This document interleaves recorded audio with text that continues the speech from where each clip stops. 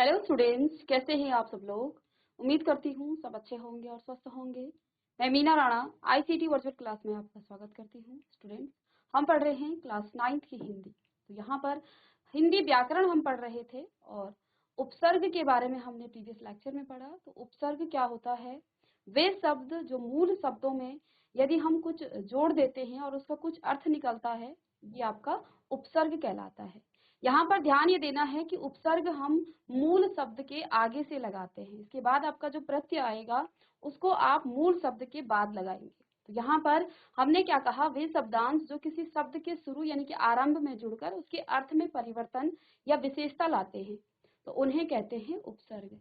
जैसे यहाँ पर कुछ उपसर्ग लिखे हैं और कुछ मूल शब्द लिखे हैं। इन उपसर्ग मूल शब्दों में जब हमने ये उपसर्ग जोड़े तो यहाँ पर कुछ नए अर्थ निकल के कुछ नया शब्द बन करके वो आया है। जैसे मूल शब्द आपका जय था, जय का मतलब होता है जीत, और इसमें आपने परा उपसर्ग लगाया तो ये आपका परा जय हो गया है और इसका अर्थ भी अब विपरीत हो गया है, इसके विपरीत इसका अर्थ है। ऐसे ही मोहन में सम लगाया तो सम्मोहन हो गया, मोहित कर लेने की जो कला होती है उसको सम्मोहन कहते हैं। ऐसे ही गगन में यदि हम क्या लगा दें, आ लगा दें उपसर्ग, तो ये आपका आगमन, आगमन का मतलब आना होता है और गमन का मतलब जाना होता है। तो दोनों ही यहाँ पर विपरीत अर्थ में ये बता रहे हैं। ऐसे ही मान का मतलब इज्जत है और इसमें अप हमने उपसर्ग लगाया तो ये हो गया है अपमान। अब उपसर्ग की कुछ विशेषताएं हैं। क्या क्या विशेषताएं हैं? 3 विशेषताएं बताई थी उपसर्ग की, कि उपसर्ग जो है शब्द के अर्थ में विशेषता लाता है, यानी कि कुछ नया उसका अर्थ लाता है। जैसे शासन कोई शब्द है, मूल शब्द, और इसी शासन में जब हम उप लगाते हैं, अनुसर्ग लगाते हैं, उपसर्ग लगाते हैं अनु, तो ये आपका क्या हो जाएगा, अनुशासन। तो ये शब्द का अर्थ जो है एक नई विशेषता लाया है, एक अलग ही यहाँ पर अर्थ इसका निकलता है। दूसरी विशेषता क्या है? शब्द के अर्थ को उलटना यानी कि विपरीत कर देना। तो मूल शब्द यहाँ पर आपका सत्य है, इसी मूल शब्द में यदि हम उपसर्ग अ लगाएं तो ये आपका असत्य हो जाता है। ये इसके अर्थ को विपरीत कर देता है, विलोम कर देता है, यानी कि उसके अर्थ में बिल्कुल विपरीतता वो ला देता है। तीसरा यहाँ पर क्या विशेषता है कि शब्द के अर्थ में कोई खास परिवर्तन न करके मूल शब्द के इर्द गिर्द ही अर्थ प्रदान करना। जैसे यहाँ पर शुद्ध जो शब्द है, वी हमने यहाँ पर क्या लगाया, उपसर्ग लगाया, तो ये आपका क्या हो जाएगा, विशुद्ध। तो ये जो है इसी के इर्द गिर्द है, कुछ नया अर्थ या कुछ अलग सा विपरीत इस प्रकार का अर्थ नहीं निकला। तो 3 यहाँ पर विशेषताएं हैं उपसर्ग की। पहला कि वो कुछ नया उसका अर्थ आ जाएगा उपसर्ग लगाने के बाद।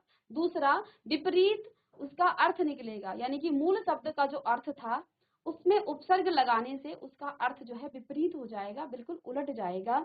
और तीसरा कि उसका जो अर्थ है मूल शब्द के इर्द गिर्द यानी कि उसी के आसपास उसका अर्थ रहेगा। तो यहाँ पर 3 इसकी विशेषताएं हैं। इसके अलावा हमने क्या कहा, हिंदी भाषा में 3 उपसर्ग हैं, जिसमें आपका पहला है संस्कृत के उपसर्ग, दूसरा है हिंदी के उपसर्ग, तीसरा है विदेशी उपसर्ग। अब यहाँ पर कहीं कहीं आपको देखना, छोटी क्लासेस में आपको 5 उपसर्ग यहाँ पर बताए गए हैं, लेकिन वो 5 आपके कहाँ कहाँ विभाजित हो रखे हैं। विदेशी को अलग कर दिया, संस्कृत उर्दू को अलग कर दिया, और किसको, अंग्रेजी को अलग कर दिया। तो यहाँ पर संस्कृत और फारसी, उर्दू और फारसी के जो उपसर्ग हैं उनको, और अंग्रेजी के उपसर्ग, सभी को हम विदेशी उपसर्ग में पढ़ेंगे। तो बेसिकली यहाँ पर 3 प्रकार के इसके उपसर्ग प्रचलित हैं, संस्कृत के उपसर्ग, हिंदी के उपसर्ग और विदेशी उपसर्ग। अब संस्कृत के उपसर्ग क्या होते हैं? वे उपसर्ग जिनको आप संस्कृत भाषा के शब्दों में, देखिए जो संस्कृत की भाषा के शब्द हैं हिंदी में आकर के उनको तत्सम शब्द कहा जाता है। तो इस संस्कृत के उपसर्ग को हम क्या कहते हैं, तत्सम उपसर्ग भी कहते हैं, क्योंकि संस्कृत भाषा के शब्दों को हम जैसा का तैसा जब हिंदी भाषा में प्रयोग करते हैं तो ऐसे शब्दों को हम तत्सम शब्द कहते हैं। यहाँ पर उपसर्ग, इन्हीं शब्दों में जब हम कुछ उपसर्ग लगाते हैं तो उसको कहा जाता है संस्कृत के उपसर्ग। अब हिंदी के जो उपसर्ग हैं इनको तद्भव उपसर्ग भी कहते हैं, क्योंकि हिंदी भाषा में संस्कृत भाषा से कुछ शब्द ऐसे आए हैं जो हिंदी भाषा में प्रयोग होते हैं, लेकिन उनका अर्थ संस्कृत के जो शब्द थे उनसे थोड़ा सा उनमें परिवर्तन करके उनको हिंदी भाषा में प्रयोग किया जाता है। उन्हीं शब्दों को हम क्या कहते हैं, हिंदी के उपसर्ग। इसके अलावा जो विदेशी उपसर्ग हैं, जो विदेशी शब्द हैं जो हिंदी भाषा में प्रयोग होते हैं, उनमें हम कुछ उपसर्ग लगा करके उनका प्रयोग करते हैं। तो यहाँ पर हमने कल की क्लास में क्या पढ़ा था कि जो संस्कृत के उपसर्ग हैं वो क्या क्या होते हैं। हमने यहाँ पर कुछ उपसर्ग भी लिखे और उनके अर्थ भी लिखे और उन उपसर्गों से क्या क्या शब्द, नए शब्द बनते हैं, ये भी हमने यहाँ पर बताया। ऐसे ही यहाँ पर हमने इन शब्दों को विच्छेदित भी किया, यानी कि इन नए शब्दों से हमने मूल शब्द को अलग भी किया था। जैसे यहाँ पर अज्ञान को हमने उस उपसर्ग को आगे अलग कर दिया था और ज्ञान आपका मूल शब्द हो गया है। तो पेपर में आपको इस तरह से आता है, या तो आपको इस प्रकार से दिया जाएगा, उपसर्ग दिया जाएगा और आपको बताना होगा कि इस अज्ञान में कौन सा उपसर्ग है। तो आप देख रहे हैं अज्ञान में यहाँ पर उपसर्ग है, तो आपको यहाँ से करना क्या है, आपको अज्ञान से मूल शब्द को निकाल लेना है और जो बचा वो आपका उपसर्ग हो जाएगा। तो अज्ञान को आप कैसे तोड़ेंगे, धन ज्ञान अज्ञान। ऐसे ही अपवित्र में आपको उपसर्ग बताना है, तो कौन सा उपसर्ग है, धन पवित्र। तो आपको मूल शब्द को ध्यान रखना है, मूल शब्द का ऐसा आपका ऐसा निकले जिसका कुछ न कुछ अर्थ हो। ठीक है, ऐसा भी हो सकता है कि उपसर्ग से आपको कुछ क्या करना है, कुछ शब्द बनाने हैं, कुछ नए शब्द बनाने हैं। तो वहां पर भी आपको ध्यान देना है, कुछ भी नहीं बनाना है, ऐसे शब्द बनाने हैं जिसके कुछ ना कुछ अर्थ हो, क्योंकि नए शब्द जब बनते हैं उनके भी अर्थ निकलते हैं। तो ऐसे निरर्थक शब्दों को न बनाएं जिसका कोई अर्थ ना हो, सार्थक शब्दों को ही बनाएं। तो यहाँ पर जैसे अपवित्र हो गया, अदृश्य से यहाँ पर को आप अलग करेंगे और दृश्य आपका मूल शब्द हो जाएगा। इसके बाद अधर्म से को अलग करेंगे और धर्म आपका मूल शब्द हो जाएगा। अनीति से को अलग करेंगे तो नीति आपका मूल शब्द। ऐसे ही अव्यय से आप को अलग करेंगे और व्यय आपका क्या हो जाएगा, आपका मूल शब्द हो जाएगा। तो दो तरह से यहाँ से प्रश्न आपको पूछे जाते हैं कि शब्द आपको दिए जाएंगे, उन शब्दों के आपको उपसर्ग बताने पड़ेंगे कि इस शब्द में कौन सा उपसर्ग है। जैसे यहाँ पर कोई सा भी शब्द ले लिया, ठीक है, जैसे मैं यहाँ पर बोलूं अभिमुख, तो इस प्रकार से आपको दिया जाएगा कि अभिमुख में कौन सा उपसर्ग है, अभिमुख में कौन सा उपसर्ग है। तो सबसे पहले इसको विच्छेदित कीजिए, यहाँ से आप मूल शब्द को अलग निकालिए, ठीक है ना। भिमुख नहीं होता है, मुख होता है। मूल शब्द आप इसको यहाँ से क्या कर देंगे, मुख। अब इससे आपने मुख को अलग कर दिया तो आपके पास क्या बचा, अभी। तो अभिमुख में कौन सा उपसर्ग है, अभी। तो यहाँ पर आप देख पा रहे हैं अभी इसमें क्या है, उपसर्ग है। ऐसे ही अपमान में यदि आप पूछे जाए कि अपमान में कौन सा उपसर्ग है, इसमें है अभी, ठीक है।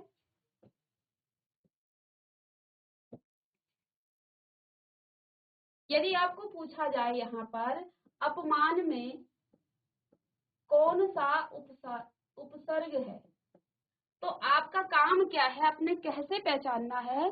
सबसे पहला आपका काम मूल शब्द निकालना, मूल शब्द का अर्थ हो। तो यहाँ पर देखिए पमान, अगर इतने को आप अलग करते हैं, कुछ बच्चे क्या करेंगे, को उपसर्ग है और को अलग निकाल देंगे। हमारा यहाँ पर काम क्या है, हमने मूल शब्द ऐसा निकालना है जिसका कुछ ना कुछ अर्थ हो।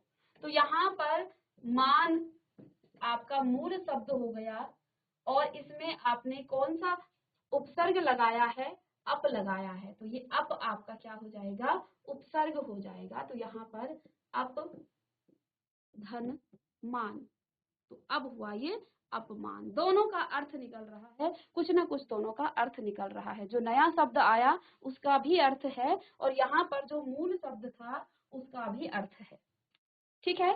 तो ये होता है उपसर्ग को निकालना। ऐसे ही यदि आप अधोमुखी से क्या करें, ये हमने क्या किए हैं, यहाँ से अंतर्राज्यीय, अंतरराष्ट्रीय और अंतरजातीय, यहाँ से हमने अंतर को, यानी कि ये आपके क्या हैं, ये आपके उपसर्ग हैं।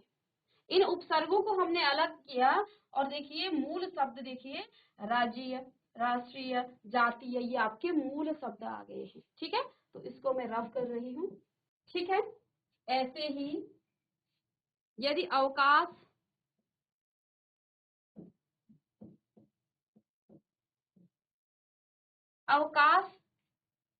का आपने क्या निकालना है, उपसर्ग निकालना है। तो सबसे पहला काम क्या है, आप क्या निकालेंगे, यहाँ से मूल शब्द निकालेंगे और जो बचा वो आपका क्या हो जाएगा, उपसर्ग हो जाएगा। तो देखिए क्या हो गया, अवधनकाश। यहाँ से आप इसके उपसर्ग को निकाल सकते हैं। तो ये सभी शब्द किसमें हैं, इस संस्कृत के उपसर्गों से बने हुए यहाँ पर कुछ शब्द हैं। इसके अलावा देखिए कुछ और शब्द भी हैं, इनको भी आप लिख लेंगे।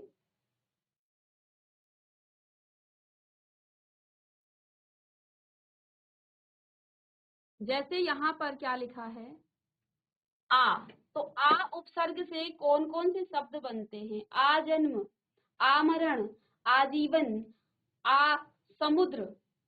ऐसे ही उत, आ का मतलब होता है तक, ऐसे ही इनके अर्थ भी लिखे हुए हैं। उत का मतलब ऊपर। तो यहाँ पर देखिए क्या क्या यहाँ पर इसके उपसर्ग में कौन कौन से नए शब्द बनते हैं, उन्नति, उत्थान, उच्चारण, उन्नयन। उप से, उप का मतलब गौण होता है और इसका जो उपसर्ग से बनने वाले नए शब्द हैं, उपाध्यक्ष, उपयोग, उपचार, उपहार, उपसर्ग, ये सभी जो हैं उपसर्ग से बने हुए शब्द हैं। कु से देखिए कुमार्ग, कुपुत्र, कुचाल, कुकर्म, कुपात्र, ये सभी जो हैं कु उपसर्ग से बने हुए शब्द हैं। सभी शब्दों को आप लिख लेंगे। इसके अलावा दुष्र या दुष् बुरा, तो इससे दुर्बल, दुर्गम, दुर्जेय, दुस्साहस, ऐसे ही दुष्कर्म। तो ये आपके किससे बने हैं, दुष् से। ऐसे ही निर या निस से बनने वाले उपसर्ग के नए शब्द, तो निर्मल, ठीक है ना, अलग करेंगे तो यहाँ से निर अलग हो जाएगा और मल अलग हो जाएगा। ऐसे ही यहाँ से आपका दुर या और गम अलग हो जाएगा। ऐसे ही निर्बल, निर्धन, निष्फल, निश्चय, ये सभी शब्द किससे बनते हैं, निर उपसर्ग से। ऐसे ही यहाँ पर परा, उल्टा या पीछे इसका अर्थ हो जाता है। परा, पराजय, पराभव, पराक्रम, सभी शब्दों को आप नोट डाउन कर लेंगे। ऐसे ही परि का मतलब चारों तरफ से होता है और परिधि, परिचालन, परिवर्तन, परिश्रम और परिणाम, इन सभी शब्दों, ये जो हैं इस उपसर्ग से बने हुए नए शब्द हैं। ठीक है, ऐसे ही पुनः को दोबारा बोलते हैं, तो पुनर्बलन, पुनर्जन्म, पुनरुत्थान और पुनर्निर्माण, ये सभी शब्द किससे बने हैं, पुनः से। ठीक है, ऐसे ही प्र से प्रबल, प्रयत्न, प्रचार, प्रहार, प्रकार, ये सभी शब्द किससे बने हैं, प्र उपसर्ग से। प्रति, प्रत्येक, प्रतिदिन, प्रतिकूल, प्रतिक्षण और प्रतिरोध। ऐसे ही वि उपसर्ग से बनने वाले नए शब्द क्या हैं, वियोग, विकार, विषम, विशेष और विहार। सम उपसर्ग से बनने वाले नए शब्द क्या हो जाएंगे, संयोग, संयम, सम्मान, संबंध, संचय। ऐसे ही सत से सतपथ, सत्संग, सत्कर्म, सज्जन और सदाचार, ये सभी शब्द सत उपसर्ग से बनने वाले कुछ शब्द हैं। ऐसे ही सम जो उपसर्ग है उससे बनता है समवयस्क, समकोण, समकालीन। ऐसे ही सह उपसर्ग से बनते हैं सहपाठी, सहकर्मी, सहभागी, सहयोगी और सहकारी। ऐसे ही स्वयं भी क्या है, एक उपसर्ग है। तो स्वयं का मतलब खुद से होता है, तो स्वयं सेवक, स्वयं सेवी, स्वयं, स्वयंभू और स्वयंवर, तो ये सभी शब्द स्वयं उपसर्ग से बने हुए हैं। ठीक है ना। ऐसे ही स्व जो है आपका, ये भी एक उपसर्ग है। तो स्वचालित, स्वनिर्देश, स्वदेश, स्वराज्य और स्वजातीय, ये सभी जो हैं स्व उपसर्ग से मिलकर बने हुए शब्द हैं। इन सभी शब्दों को आप नोट डाउन कर लेंगे। ये आपके सभी क्या हैं, ये सभी आपके उपसर्ग हैं। क्या है, उपसर्ग, और ये हैं उनके अर्थ, और अर्थ से बनने वाले नए शब्द, ये हैं आपके नए शब्द। कौन कौन से शब्द बनते हैं, तो ये हैं आपके नए शब्द।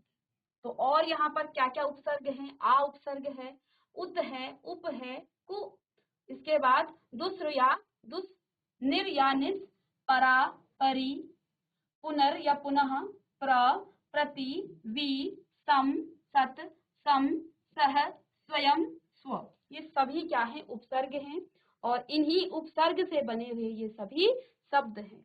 ठीक है। अब आपको यदि यहाँ से कुछ शब्द दिए जाए तो आपने क्या करना है, मूल शब्द को अलग करना है और उनसे क्या निकालने हैं, उसके उपसर्ग निकालने हैं, उपसर्गों को आपने पहचानना है। ठीक है ना। तो यहाँ से इसको आप देख लेंगे।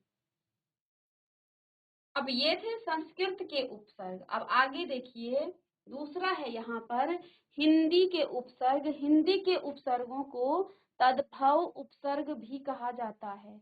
हमने शब्द विचार में पढ़ा था कि उत्पत्ति के आधार पर शब्द 4 हमने शब्द के भेद पढ़े थे। कौन कौन से, पहला था तत्सम, इसके बाद तद्भव, देशी और विदेशी शब्द।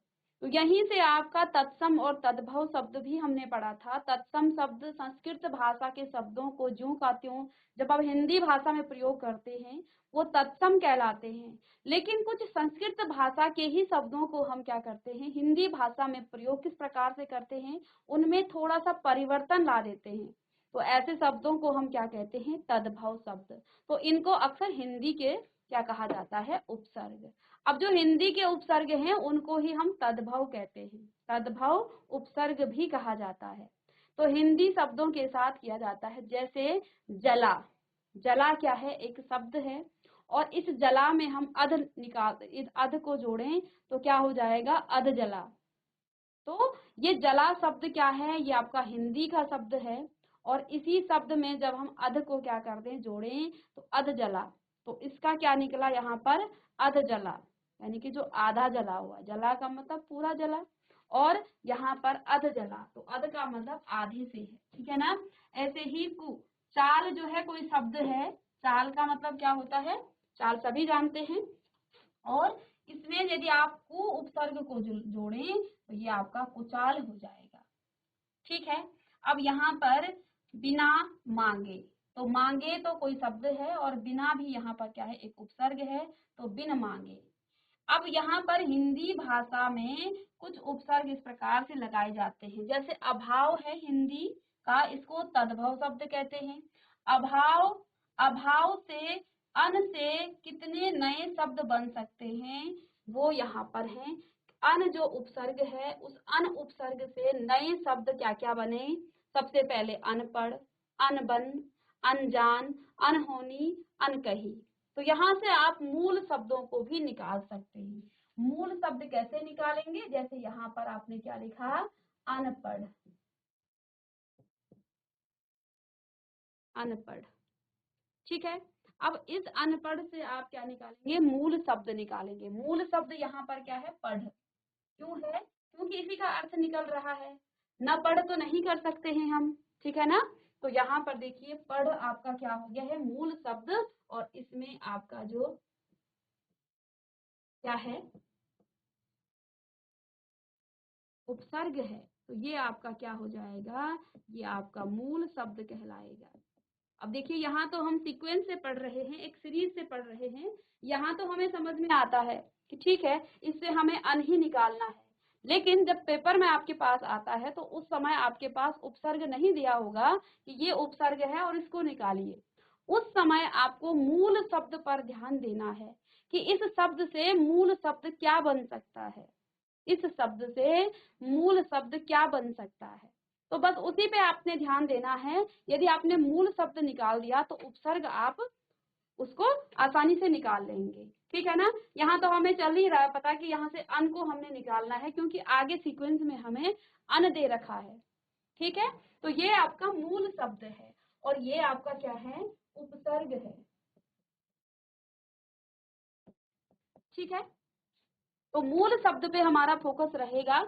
हमें किसी उपसर्ग से नए शब्द बनाने हैं तो नए शब्द सार्थक होने चाहिए, कुछ ना कुछ उसके अर्थ होने चाहिए। बिना अर्थ के कोई शब्द नहीं होगा, उसको आप फिर शब्द नहीं कहेंगे। ठीक है ना। तो देखिए यहाँ पर ऐसे ही अन बन, तो यहाँ से अन को अलग करेंगे और बन को अलग करेंगे। ऐसे ही अनजान, तो ये जान अलग हो जाएगी और अन अलग हो जाएगा। होनी अलग हो जाएगा और अन। अन कही, कही अन धन कही, अन कही। ऐसे ही अध जो है, अध का मतलब आधे से है। अध खिला, आधा खिला। अध जला, अध मरा और अध पक, अध कवा, कपारी। ठीक है ना। तो ये शब्द जो है क्या है, अध के नए शब्द हैं, अध उपसर्ग के नए शब्द हैं। तो यहाँ से भी आप मूल शब्द निकाल लेंगे, ये खिला हो जाएगा। ऐसे ही जला, मरा और कपारी, ये जो है अलग हो जाते हैं। ऐसे ही उन जो है उपसर्ग से, उनका मतलब कम से है, तो 59, 60, 60 में कम, 59। ठीक है। तो उन अलग निकालेंगे और 60 आपका अलग आ जाएगा। ठीक है। ऐसे ही 29, उनका 30 में एक कम, तो ठीक है, कम है इसका अर्थ। तो यहाँ से भी आप उपसर्ग को और मूल शब्द को निकाल लेंगे। कु आपका उपसर्ग है, कु मतलब बुरा होता है इसका अर्थ।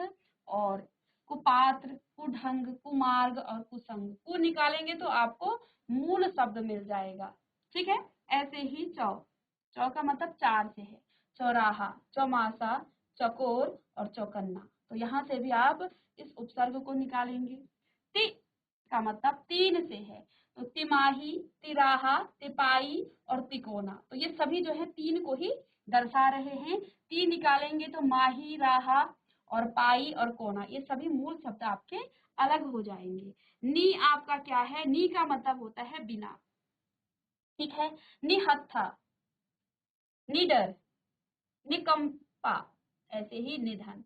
तो यहाँ से भी आप, यहाँ से नी निकालेंगे तो हत्था मूल शब्द। ऐसे ही डर और कंपा और धन, ये सभी जो है आपके मूल शब्दों के रूप में यहाँ पर निकल जाएंगे। ऐसे ही भर, भरा हुआ, तो भर पेट, भरपूर, भर प्रयास और भरसक। दु, बुरा, दुसह, दुकाल और दुधारी, ये सभी जो है इसके क्या है, नए शब्द हैं। बिना, बिन ब्याहा, बिन कहे और बिन देखा, बिन सुने, ये सभी शब्द जो हैं क्या हैं, इनको आप जल्दी से नोट डाउन कर लीजिए। और ये सभी शब्द आपके क्या हैं, उपसर्ग हैं। और इन उपसर्गों से बने हुए ये क्या हैं, आपके नए शब्द हैं। तो ये थे हमारी हिंदी उपसर्ग, हिंदी के उपसर्ग जिनको हम तद्भव उपसर्ग भी कहते हैं। अब इसके बाद तीसरा क्या है, तीन हमने यहाँ पर उपसर्ग बताए थे। सबसे पहले संस्कृत उपसर्ग जिनको तत्सम उपसर्ग कहते हैं, दूसरा हिंदी उपसर्ग जिनको तद्भव उपसर्ग कहा जाता है, और तीसरा है विदेशी उपसर्ग। अब देखिए विदेशी में आपके उर्दू और फारसी के, अरबी फारसी के उपसर्ग भी आ जाते हैं और अंग्रेजी के उपसर्ग भी आते हैं। तो इन्हें आगत उपसर्ग भी कहा जाता है। इन्हें क्या कहा जाता है, आगत उपसर्ग। ठीक है। अब देखिए इसमें विदेशी उपसर्गों में अरबी, फारसी और अंग्रेजी के उपसर्गों का प्रयोग विदेशी भाषा के शब्दों के साथ किया जाता है। इसे जो है, इस प्रकार के शब्द भी हिंदी में प्रयोग किए जाते हैं, जैसे आपका ना समझ। ठीक है। ऐसे ही ये आपका क्या हो गया है, ना समझ। हम सफर, तो ये जो सफर है, सफर में हम लगाया तो हम सफर, ये आपका आ गया। हर दम, तो दम आपका मूल शब्द है, और हर दम। इसके लिए आपको ये पता होना चाहिए कि जो विदेशी शब्द हैं वो कौन से हैं। ठीक है ना। और हिंदी, फारसी और अंग्रेजी की भाषा के शब्द कौन से हैं। ठीक है ना। जैसे यहाँ पर पहला उपसर्ग लगाया है एन, एन का मतलब है ठीक। ठीक है। तो एन वक्त, एन मौके, तो ये नए शब्द बने हैं इस एन उपसर्ग से। ऐसे ही कम का मतलब थोड़ा होता है, तो कमजोर, तो इनको भी आप अलग कर लेंगे, ये भी आपका क्या हो जाएगा, एन अलग हो जाएगा, एन वक्त। तो यहाँ पर एन को अलग करेंगे और वक्त आपका मूल शब्द हो जाएगा। ठीक है। ऐसे ही एन मौका,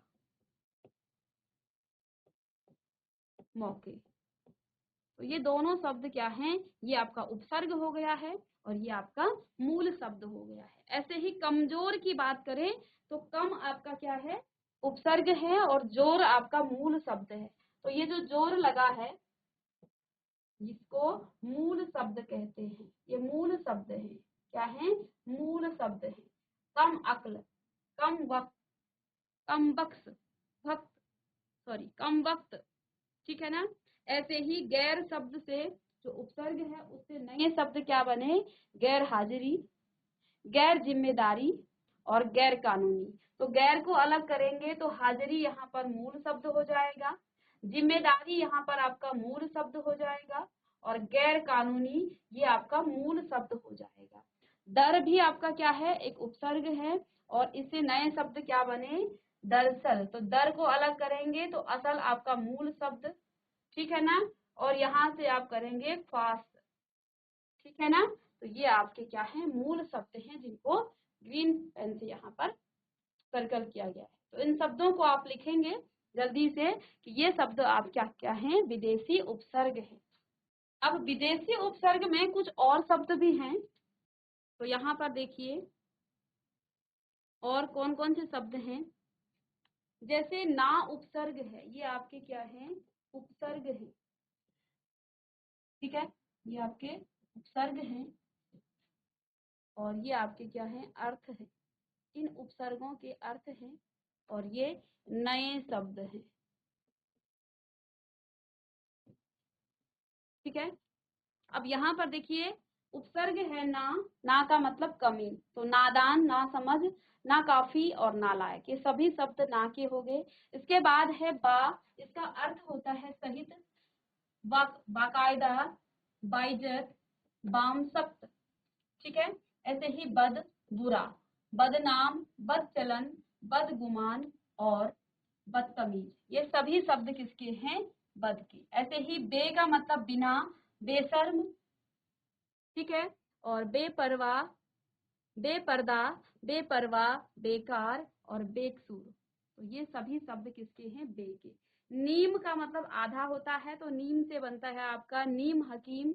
ऐसे ही नीम पागल, ये सभी जो हैं इसके हैं, नीम के हैं। ला का मतलब बिना, तो लापरवाही, लावारिस, लापता और लाइलाज। ऐसे ही सर, ये मुख्य होता है, तो सरपंच, सरताज। हम का मतलब साथ से है, हमराज, हमदर्द, हमशक्ल और हमदम। हर का मतलब प्रति होता है, तो हर दिन, हर रोज, हर एक। और खुश का मतलब अच्छा होता है, तो शब्द क्या क्या बनेंगे, खुश मिजाज, खुश सदिल और खुशखबरी, खुशबू। ऐसे ही सब से क्या बनता है, सब का मतलब होता है उप, तो सब इंस्पेक्टर और सब मजिस्ट्रेट, ये शब्द सब से बनेंगे। डिप्टी का मतलब भी उप होता है, तो डिप्टी कमिश्नर और डिप्टी चेयरमैन, डिप्टी कलेक्टर।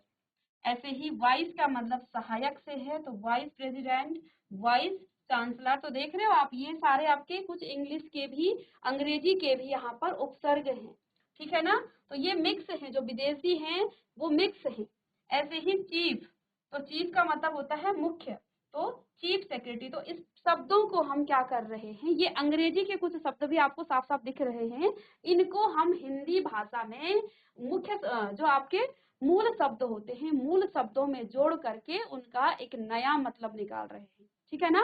अर्थ यहाँ पर लिखे हुए हैं। चीफ का मतलब मुख्य से होता है, तो चीफ सेक्रेटरी और चीफ जज, चीफ मिनिस्टर। तो इस प्रकार से ये सभी शब्द आपके विदेशी उपसर्ग हैं और नेक्स्ट क्लास में हम इसके बाद प्रत्यय पढ़ेंगे। आज हमने उपसर्ग को फिनिश कर दिया है, इसके एक्सरसाइज की क्वेश्चंस भी आप कर लेंगे।